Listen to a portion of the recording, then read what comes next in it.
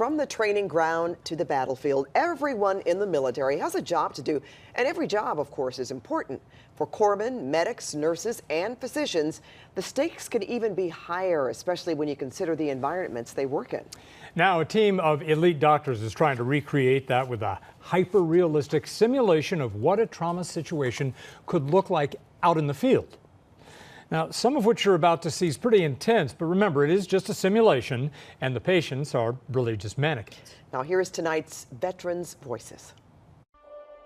Since 1923, Old County Hospital has towered over East LA.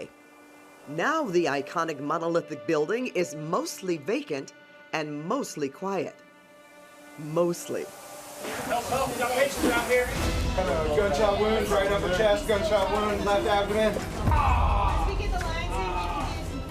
Hidden in the back hallways of the first floor, you'll find an elite team of doctors under intense pressure and fighting for life. Sir, can you hear me?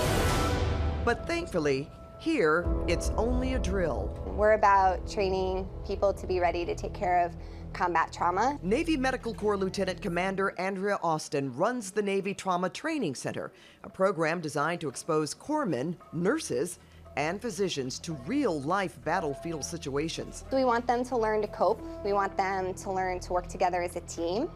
We want them to think on their feet. Created by the Navy, USC, and LA County, the program opened in 2012 and trains about 300 military medical people each year.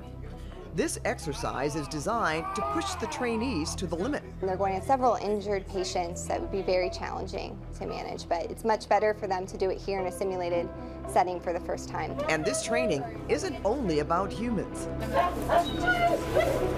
Sometimes our patients are military working dogs. They'll have some time on the simulator to actually practice some of the life-saving procedures for these dogs. Austin knows firsthand how the training transfers to the field. The training I had here, I literally thought back to before I had my first patient that came in with amputations, and I was more prepared to take care of that patient because of what I had learned here. From training to triage, it's hands-on teaching that can and will save lives. We're asking them to go over there and do a really, really tough job. So part of this is just exposing them, and we're a little bit more prepared for when the real thing happens. Veteran, or you know of a veteran who has an interesting story or needs help, we want to hear from you. Just email us at veteransvoices@cbs.com.